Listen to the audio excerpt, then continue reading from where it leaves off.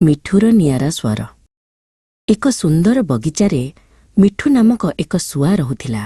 ତାର ପର ସବୁଜ ଥିଲା ଏବଂ ତାର ଥଣ୍ଟ ଲାଲ ଥିଲା। ବଗିଚାରେ ଅନ୍ୟ ଶୁଆମାନେ ମଧୁର ଗୀତ ଗାଉଥିଲେ। ସେମାନେ କିଆଁ କିଆଁ ବୋଲି ସୁନ୍ଦର ସ୍ୱରରେ ଡାକୁଥିଲେ। ମିଠୁ ମଧ୍ୟ ସେମାନଙ୍କ ପରି ଗୀତ ଗାଇବାକୁ ଚେଷ୍ଟା କଲା, କିନ୍ତୁ ତାର ସ୍ୱର କେବଳ କାଙ୍କା ବୋଲି ଏକ ମଜାଳିଆ ଶବ୍ଦ କରୁଥିଲା। ମିଠୁ ଦୁଃଖରେ ତଳକୁ ମୁହଁ ପୋତି ବସିଲା। ସେ ଭାବିଲା, ମୁଁ କାହିଁକି ଅନ୍ୟ ଶୁଆମାନଙ୍କ ପରି ନୁହେଁ। ସେହି ସମୟରେ ରିୟା ନାମକ ଏକ ଛୋଟ ଝିଅ ବଗିଚାକୁ ଆସିଲା। ସେ ତାର ଚିତ୍ରକଳା ବହି ଏବଂ ରଙ୍ଗ ଧରିଥିଲା। ରିୟା ଫୁଲଗୁଡ଼ିକର ଚିତ୍ର ଆଙ୍କିବାକୁ ଲାଗିଲା। ସେ ଫୁଲର ସୁନ୍ଦର ରଙ୍ଗ ଦେଖି ଖୁସି ହେଉଥିଲା। ମିଠୁ ରିୟାକୁ ଦେଖି ଉଡ଼ି ଆସି ତା ନିକଟରେ ଥିବା ଏକ ଡାଳରେ ବସିଲା। ସେ ତାର ମଜାଳିଆ କାଙ୍କା ଶବ୍ଦ କଲା।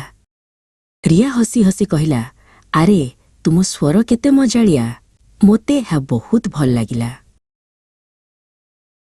ରିୟା ମିଠୁ ସହିତ କଥା ହେବାକୁ ଲାଗିଲା। ସେ କହିଲା, ହେଲୋ ମିଠୁ, ତୁମେ ବହୁତ ସୁନ୍ଦର। ସେହି ଦିନଠାରୁ ମିଠୁ ଗୀତ ଗାଇବାକୁ ଚେଷ୍ଟା କଲା ନାହିଁ।